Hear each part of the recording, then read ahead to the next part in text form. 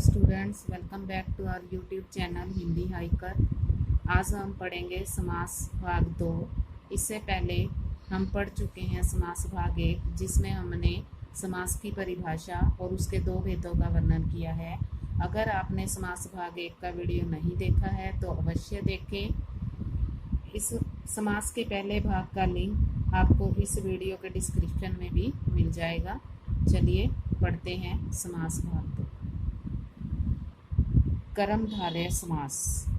जिस समस्त पद का पहला या पूर्व पद विशेषण या उपमान हो तथा दूसरा उत्तर पद विशेष्य या उपमेय हो, उसे कर्मधारय समास कहते हैं।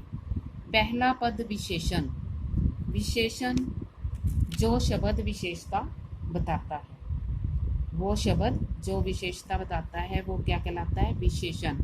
और उपमान, जब किसी प्रसिद्ध वस्तु की तुलना, उपमान प्रसिद्ध वस्तु। उत्तर पद में विशेष्य, विशेष्य जिसकी विशेषता बताई जाती है। और उपमेय साधारण वस्तु। यहाँ दो तरह से हमें उदाहरण भी देखने को मिलेंगे। यहाँ विशेषण विशेष्य और उपमान उपमेय का संबंध होता है। विशेषण जो शब्द विशेषता बताता है, विशेष्य जिसकी विशेषता बताई जाती है, उपमान जग प्रसिद्ध वस्तु, उपमेय साधारण वस्तु। जिस समास में विशेषण विशेष्य और उपमान उपमेय का संबंध हो, उसे कर्मधारय समास कहते हैं। अब उदाहरणों के माध्यम से हम समझते हैं कि कहाँ विशेषण विशेष्य का संबंध दिखाया गया है और कहाँ उपमान उपमेय की तुलना की गई है। जैसे नील कमल, नीला है जो कमल, जब इसका विग्रह करते हैं तो हमें है जो वर्ड इसमें यूज करते हैं, या के समान या रूपी। अब देखिए नील कमल, कमल सफ़ेद भी होता है, गुलाबी भी होता है, लाल भी होता है, पर यहाँ किस कमल की बात की गई है? नील कमल। नीला है जो कमल, यहाँ कमल शब्द विशेष्य है और नीला शब्द विशेषण है कि कौन सा कमल है? नीला कमल। तो यहाँ विशेषण विशेष्य का संबंध है, इसलिए यहाँ कौन सा समास है? कर्मधारय समास। प्रधानाध्यापक, प्रधान है जो अध्यापक। देखिए अध्यापक बहुत होते हैं पर प्रधानाध्यापक एक ही होता है। प्रधान है जो अध्यापक, किस अध्यापक की बात की जा रही है? जो प्रधान है। यहाँ प्रधान वर्ड विशेषण है और अध्यापक शब्द विशेष्य है। जैसे दुरा आत्मा, दुरा मतलब बुरी, दुर मतलब बुरी, बुरी है जो आत्मा। देखो आत्माएं भी बहुत सारी होती हैं, अच्छी आत्मा भी होती है ना। तो यहाँ पर बुरी है जो आत्मा, किस आत्मा की बात की जा रही है? बुरी है जो आत्मा, यानी कि बुरी वर्ड क्या है? विशेषण, और आत्मा क्या है? विशेष्य। इन तीन उदाहरणों में विशेषण और विशेष्य का संबंध है। कमल नयन, कमल के समान नयन। अब कमल के समान नयन किसके हैं? कृष्ण जी के। तो कमल नयन उनको कहा गया है। अब यहाँ पर प्रसिद्ध वस्तु कमल को नयन कह दिया गया। यहाँ उपमान उपमेय का संबंध है। जैसे घन श्याम, घन के समान श्याम। अब घन के समान श्याम, घन श्याम किसे कहा गया है? ये भी श्री कृष्ण को कहा गया है। तो यहाँ घन और श्याम में उपमान और उपमेय का संबंध दर्शा रहा है। जैसे चंद्रमुख, चंद्र जैसा मुख। अब चंद्र उपमान है, प्रसिद्ध वस्तु है चंद्रमा, चंद्रमा जैसा मुख साधारण। उपमान और उपमेय दोनों का संबंध इसमें दिखाया गया है। कर्मधारय समास के भी और बहुत सारे उदाहरण हमें देखने को मिलते हैं। जैसे नीलकंठ, नीला है जो कंठ। अब नीला और कंठ, नीला यहाँ पर विशेषण है और कंठ यहाँ पर विशेष्य है। जैसे पीतांबर, पीत है जो अंबर, अंबर मीन्स वस्त्र, पीत मीन्स पीला, पीले हैं जो वस्त्र। वस्त्र भी कई प्रकार के होते हैं, पर यहाँ कौन से वस्त्रों की बात की है? पीले हैं जो वस्त्र। पीला शब्द यहाँ विशेषण है और वस्त्र शब्द यहाँ पर विशेष्य है। जैसे क्रोध अग्नि, क्रोध अग्नि, क्रोध रूपी अग्नि। अब क्रोध रूपी अग्नि, यहाँ उपमान उपमेय का संबंध है। जैसे प्राण प्रिय, प्राणों के समान प्रिय। यहाँ भी उपमान उपमेय का संबंध दिखाया गया। दूसरा है हमारा द्विगु समास। जिस समस्त पद का पूरा पद पहला पद संख्यावाची हो और समूह का बोध करवाए उसे द्विगु समास कहते हैं। देखिए द्विगु, द्वि, यहाँ भी पहला पद संख्यावाची। जिस समस्त पद का पहला पद संख्यावाची हो और समूह का बोध कराए उसे द्विगु समास कहते हैं। जैसे चौराहा, चार राहों का समूह। पंजाब, पांच आबों का समूह। आब होता है दरिया। अष्टाध्यायी, आठ अध्यायों का समूह। दोपहर, दो पहरों का समूह। सप्ताह, सात अहों यानी कि दिनों, सात दिनों का समूह। अब यहाँ जितने भी समस्त पद हैं सारे पहले संख्यावाची से शुरू हो रहे हैं। जैसे चौराहा चार, पंजाब पाँच, अष्टाध्यायी आठ, दो, दोपहर दो, सप्ताह में सात। ये सारे शब्द जो हैं वो संख्या से शुरू हो रहे हैं, इसलिए ये कौन सा समास होगा हमारा? द्विगु समास। द्विगु समास के बहुत सारे उदाहरण हमें मिल जाते हैं, जैसे तिरंगा, त्रिफला, त्रिवेणी, नवग्रह, शताब्दी। बहुत सारे उदाहरण हमें पुस्तकों में देखने को मिलेंगे। अभी यहाँ हम बात कर रहे हैं कर्मधारय और द्विगु समास की। ये दोनों समासों में दूसरा पद प्रधान होता है, इसीलिए इसे तत्पुरुष के उपभेद माना गया है। कर्मधारय समास और द्विगु समास दोनों तत्पुरुष के ही उपभेद हैं। जब कर्मधारय का विग्रह करते हैं तो है जो या के समान शब्द यूज होते हैं, और जब द्विगु समास का विग्रह करेंगे तो राहों का समूह, समाहार, समूह शब्द इसमें हमें देखने को मिल जाता है। द्वंद्व समास। जिस समस्त पद के दोनों पद प्रधान हो या समान हो वह द्वंद्व समास होता है। विग्रह करते समय दोनों पदों के बीच में और, या, एवं आदि समुच्चय बोधक आ जाते हैं। समुच्चय बोधक से अभिप्राय, समुच्चय बोधक वे होते हैं जो दो शब्दों, वाक्यों या वाक्यांशों को आपस में जोड़ने का काम करते हैं। कुछ उदाहरणों के माध्यम से हम समझते हैं। समस्त पद माता पिता, विग्रह करने पर माता और पिता। अब यहाँ जो और है वो समुच्चय बोधक का काम कर रहा है। चाय कॉफी, चाय या कॉफी, या भी समुच्चय बोधक। लाभ हानि, लाभ या हानि। दाल रोटी, दाल और रोटी। देश विदेश, देश और विदेश। और शब्द यहाँ समुच्चय बोधक का काम कर रहा है। और इस में और भी बहुत सारे उदाहरण हैं इस समास के, द्वंद्व समास के, जैसे सुख दुख, दूध दही, दिन रात, अपना पराया, भाई बहन, अन्न जल। बहुत सारे उदाहरण इसके हम देख सकते हैं। इस समास में दोनों पद प्रधान होते हैं और दोनों ही समान होते हैं, दोनों का महत्व होता है। इसकी एक विशेष पहचान है कि द्वंद्व समास में समस्त पद के बीच में जो योजक चिन्ह होता है, ये जो देश और विदेश, दाल रोटी के बीच में लगा है ना, ये योजक चिन्ह होता है, इसकी विशेष पहचान है ये। और पूर्व पद तथा उत्तर पद प्राय विपरीत शब्द होते हैं। विपरीत शब्द से मतलब विलोम शब्द, जैसे देश विदेश, माता पिता, सुख दुख, अपना पराया। ये सारे विलोम शब्द हैं, विरोधी शब्द हैं, या उल्टे शब्द भी इनको कहते हैं। बहुव्रीहि समास। जिस समास में कोई भी पद प्रधान नहीं होता, यानी कि न तो पूर्व पद प्रधान होता है और न ही उत्तर पद प्रधान होता है, और समस्त पद मिलकर किसी तीसरे अन्य पद की तरफ संकेत करता है, कोई नया तीसरा पद बनता है इससे, उसे बहुव्रीहि समास कहते हैं। जैसे नीलकंठ। अब नीलकंठ समस्त पद है क्योंकि ये पूर्व पद और उत्तर पद से मिलाकर बना है नीलकंठ। समस्त पद पर विचार करें तो यहाँ नीलकंठ का विग्रह क्या बनेगा? नीला है कंठ जिसका। अब देखिए नीला है कंठ जिसका, ना तो नीला का महत्व है ना ही कंठ का महत्व है।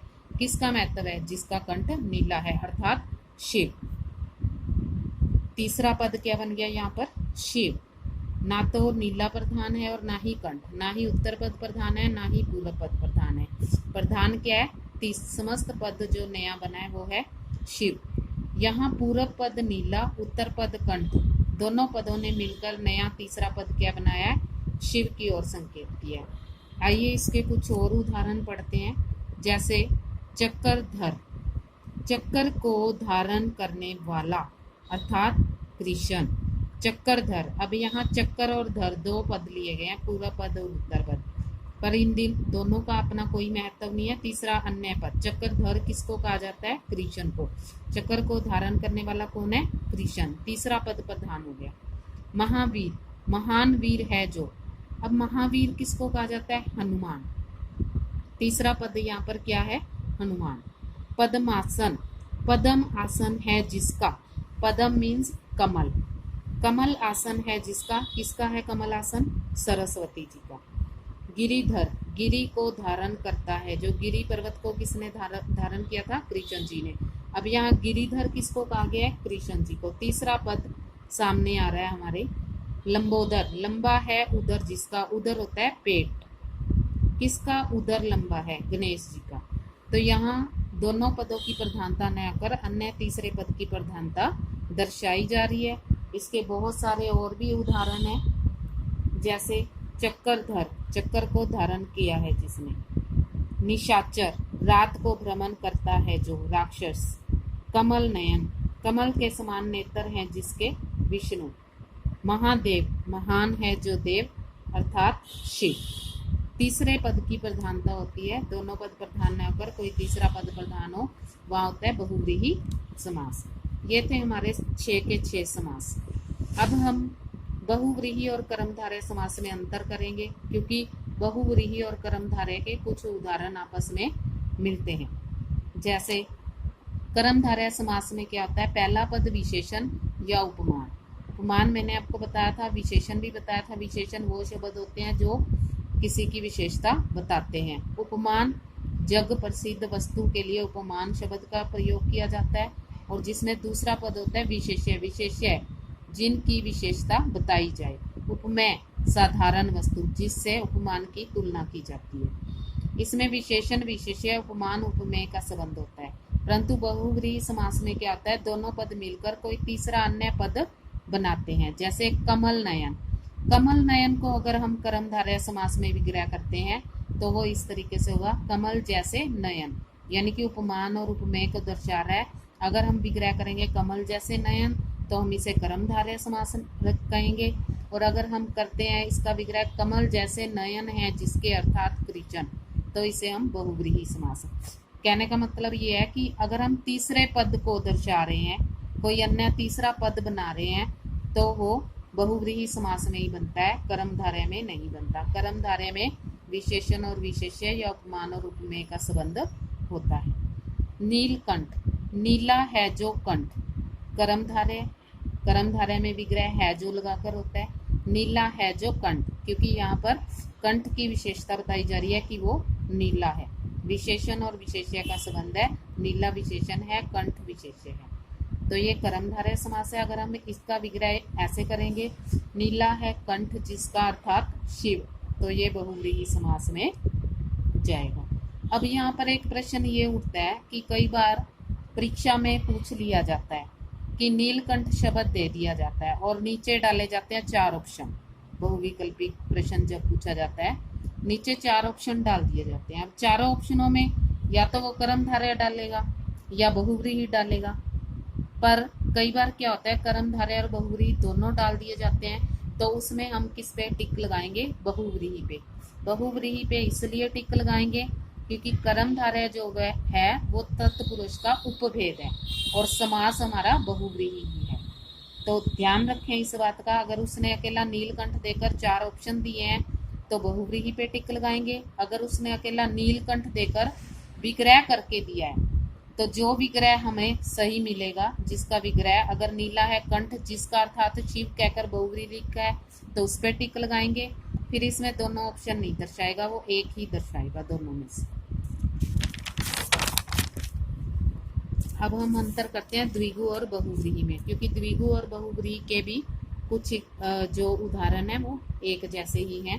द्विगु समास में पहला पद संख्यावाची होता है और बहुव्रीहि में दोनों पद मिलकर तीसरे की ओर संकेत करते हैं। जैसे त्रिनेत्र, अगर इसका विग्रह ऐसे किया जाए तीन नेत्रों का समूह तो वो द्विगु समास में जाएगा। अगर इसका विग्रह तीन नेत्र हैं जिसके अर्थात शिव, तो वो बहुव्रीहि समास में जाएगा। चार पाई, चार पायों का समूह, अगर हम समूह को लेकर समाहार को लेकर विग्रह कर रहे हैं तो द्विगु समास। और अगर चार हैं पाए जिसके अर्थात चार पाई, बहुव्रीहि समास में जाएगा। यहाँ भी सेम ऑप्शन रहेगा हमारे पास। अगर परीक्षा में प्रश्न पूछा जाता है त्रिनेत्र डालकर, उसके नीचे आपको ऑप्शन दे दिए जाते हैं द्विगु भी और बहुव्रीहि भी, तो हम बहुव्रीहि को प्रेफरेंस देंगे। क्यों? क्योंकि द्विगु भी तत्पुरुष का ही उपभेद है, समास के भेद में नहीं आता, ये तत्पुरुष का उपभेद है, इसलिए हम बहुव्रीहि को ही प्रेफरेंस देंगे। और अगर विग्रह करके पूछा जाता है तो जो विग्रह हमारे अनुसार सही होगा हम उसके अकॉर्डिंग चलेंगे, क्योंकि अगर तीसरा पद प्रधान दर्शाया गया तो बहुव्रीहि वाला विग्रह सिलेक्ट होगा, और अगर समूह वाला दिया गया है तो द्विगु समास के साथ सिलेक्ट होगा। अब समास तो हमने पढ़ लिया, समास के साथ संधि को भी जानना जरूरी है, क्योंकि संधि और समास कुछ लोगों को कंफ्यूज करती है इनकी परिभाषा आपस में। संधि और समास में मुख्य रूप से अंतर होता है। संधि दो वर्णों अ, आ, क, च आदि में होती है, जैसे विधा प्लस आलय विद्यालय, आ प्लस आ मिलकर आ बन गए हैं यहाँ। समास क्या होता है? दो या दो से अधिक शब्दों का मेल होता है, जैसे नीली गाय, नील गाय, यहाँ दो शब्द हैं, यहाँ दो वर्ण हैं, दो वर्णों के मेल को संधि कहते हैं, दो शब्दों के मेल को समास कहते हैं। और जब संधि किए हुए शब्दों को तोड़ने की क्रिया होती है तो वह संधि विच्छेद कहलाती है, और समस्त पदों को तोड़ने की क्रिया को हम विग्रह कहते हैं। ये था संधि और समास में अंतर। अब हम परीक्षा में प्रश्न कैसे पूछे जाते हैं समास से रिलेटेड, उसके बारे में बात करेंगे। निम्नलिखित समस्त पदों का विग्रह करके समास का नाम लिखिए। अब हमें समस्त पद दिए जाएंगे। समस्त पद में क्या होता है? उत्तर पद और पूर्व पद। अब समस्त पद दिया जाएगा, हमने विग्रह करना है और नाम भी बताना है।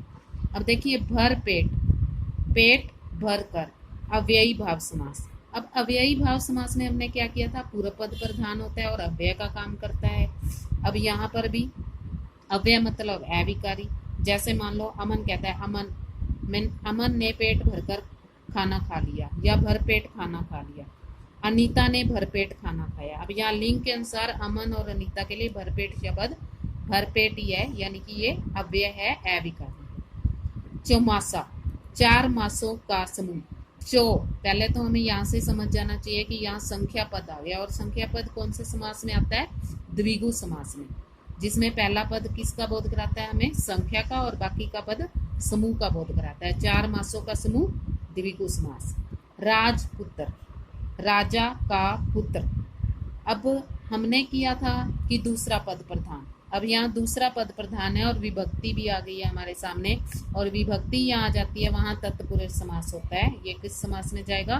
तत्पुरुष समास में। राजा रंग, अब देखिए राजा और रंग के बीच में एक छोटा सा योजक चिन्ह आया है, और अभी मैंने आपको पहचान बताई थी कि द्वंद्व समास की विशेष पहचान क्या है, कि इसके समस्त पद में योजक चिन्ह आता है। अब इसका विग्रह करेंगे, राजा और रंग, ये कौन से समास का उदाहरण है? द्वंद्व समास, और यहाँ पर समुच्चय बोधक है। चंद्र शेखर, चंद्र है शेखर पर जिसके, अर्थात शिव। अब चंद्र है शेखर पर जिसके, ना तो चंद्र ना शेखर प्रधान है, यहाँ प्रधान कौन है? शिव, तीसरा पद। तो तीसरा पद कहाँ प्रधान होता है? बहुव्रीहि समास। लाल मिर्च, लाल है जो मिर्च, है जो यहाँ आ गया विग्रह में, वहां होता है कर्मधारय समास। वैसे भी यहाँ विशेषण और विशेष्य का संबंध है। मिर्च यहाँ विशेष्य है और लाल उसकी विशेषता बता रहा है, विशेषण शब्द है, तो ये कि कर्मधारय समास का ही उदाहरण है। इस तरीके से आपको परीक्षा में प्रश्न पूछे जा सकते हैं। दिए गए विग्रहों का समस्त पद बनाइए। अब जैसे हमने पहला प्रश्न किया उसका विपरीत हो गया ये, अब हमें विग्रह दिया गया और हमें समस्त पद बनाना है, यानी कि इनके बीच लगी विभक्तियां हटानी। रन में वीर, रणवीर। राजा का कुमार, राजकुमार। स्वर्ग और नरक, स्वर्ग नरकार। देखिए हमने समस्त पद बनाना था, हमने योजक लगा दिया, समुच्चय बोधक हटा दिया। जीवन भर, आजीवन। राजा की माता, राज माता, यहाँ की विभक्ति लुप्त हो गई। कुछ प्रश्न इस तरीके से भी पूछे जाते हैं, निम्नलिखित समस्त पदों के लिए सही विकल्प छांटिए। हमें एक समस्त पद दिया जाएगा और उसका विग्रह कर दिया जाएगा नीचे, और सही ऑप्शन हमें टिक करना होगा। जैसे परीक्षा भवन दिया है, परीक्षा और भवन द्वंद्व, परीक्षा के लिए भवन तत्पुरुष, परीक्षा का भवन संबंध तत्पुरुष, जिसमें परीक्षा हो कर्मधारय। अब यहाँ सब में परीक्षा के लिए भवन इसका आंसर सही होगा। ये तत्पुरुष समास का उदाहरण है। परीक्षा के लिए भवन होता है, परीक्षा का भवन नहीं होता, परीक्षा और भवन नहीं होता। ये सब बाकी तीन ऑप्शन हमारे गलत। त्रिलोचन, त्रिलोचन, अब यहाँ वही बात है, यहाँ हमें बहुव्रीहि भी हो सकता है और द्विगु भी हो सकता है, पर यहाँ हम ऑप्शन चेक करते हैं पहले क्या क्या दिया है। तीन लोचन कर्मधारय, तीन और नयन द्वंद्व, तीन के लिए लोचन कर्मधारय, तीन है लोचन जिसके अर्थात शिव बहुव्रीहि। यहाँ द्विगु का ऑप्शन ही नहीं है, बहुव्रीहि का ऑप्शन है, तो ये हमारा ऑप्शन सही हो जाएगा। तीन है लोचन जिसके अर्थात शिव और बहुव्रीहि, क्योंकि यहाँ तीसरे पद को प्रधानता दी गई है। कुछ क्वेश्चन इस तरह के भी होते हैं, जैसे निर्देशानुसार उत्तर देना होता है। हमें क्वेश्चन दिया जाता है, चार ऑप्शन दिए जाते हैं, जैसे पूरक पद प्रधान होता है। अब देखिए सभी हमने समास हम कर चुके हैं। पूरक पद एक ही समास में प्रधान है और वो है अव्ययी भाव, क्योंकि द्विगु समास में पहला पद संख्यावाची, द्वंद्व समास में दोनों पद प्रधान, तत्पुरुष समास में दूसरा पद प्रधान, और ये तीनों हमारे गलत हो जाते हैं और सही क्या हो जाता है, अव्ययी भाव। अव्ययी भाव में हमारा पहला पद प्रधान होता है। विभक्तियों का लोप हो जाना, अब यहाँ सीधा सा क्वेश्चन पूछा है उसने कि विभक्तियां कब गायब हो जाती हैं, कब लोप हो जाता है उनका, कब खत्म हो जाती हैं। समस्त पद में खत्म होती हैं, विग्रह करने पर खत्म होती हैं, उत्तर पद में खत्म होती हैं, या पूर्व पद में। अब पूर्व पद में विभक्ति खत्म नहीं होती, उत्तर पद में भी नहीं होती, विग्रह करने पर भी नहीं होती, क्योंकि जब हम विग्रह करते हैं तो हम विभक्ति को शो करते हैं। समस्त पदों में विभक्ति खत्म हो जाती है। का विभक्ति का लोप होता है, का विभक्ति। अब अगर हमें तत्पुरुष समास अच्छे से समझ आ गया है, हमें कारक की विभक्ति पता चल गया है, तो हमें इसका आंसर भी बड़ी आसानी से मिल जाएगा। अब ऑप्शन में दिया हुआ है द्वंद्व समास, द्वंद्व समास में कोई विभक्ति नहीं होती, दोनों पद प्रधान होते हैं। अधिकरण तत्पुरुष में विभक्ति होती है, क्या होती है, में और पर। द्विगु समास में कोई विभक्ति नहीं होती, क्योंकि इसमें पहला पद संख्यावाची होता है। और का विभक्ति कहाँ होगी, संबंध तत्पुरुष में। ये तीन ऑप्शन हमारे गलत हो जाएंगे और हमारा सही ऑप्शन रहेगा संबंध तत्पुरुष, क्योंकि संबंध तत्पुरुष की विभक्ति है का, के, की। दोनों पद प्रधान होते हैं। अब क्वेश्चन पूछ रहा है कि दोनों पद कहाँ प्रधान होते हैं। अब हम पढ़ चुके हैं तो हमें क्लियर सी बात है कि अव्ययी भाव में पहला पद प्रधान होता है, तत्पुरुष समास में दूसरा पद प्रधान होता है, ये भी नहीं आएगा, ये भी नहीं आएगा। कर्मधारय समास में विशेषण और विशेष्य का संबंध होता है, ये भी नहीं आएगा। द्वंद्व समास में दोनों पद प्रधान होते हैं, दोनों पद समान होते हैं, ये हमारा आंसर सही हो जाएगा। अब हम समास पढ़ चुके हैं, अब एक छोटी सी ट्रिक के माध्यम से भी हम इसको याद कर सकते हैं शॉर्ट रूप में। कैसे करेंगे, अव्ययी भाव पहला पद प्रधान, तत्पुरुष समास दूसरा पद प्रधान, कर्मधारय समास विशेषण विशेष्य उपमान उपमेय का संबंध, द्विगु समास पहला पद संख्यावाची, द्वंद्व समास दोनों पद प्रधान, बहुव्रीहि समास दोनों पद प्रधान न होकर कोई अन्य तीसरा पद प्रधान। अगर आपको ये वीडियो पसंद आती है तो लाइक व शेयर करें और चैनल को सब्सक्राइब करें और साथ में दिए गए बेल आइकन को अवश्य दबाएं, ताकि अगली वीडियो का नोटिफिकेशन आप सबको जल्दी से जल्दी मिल सके।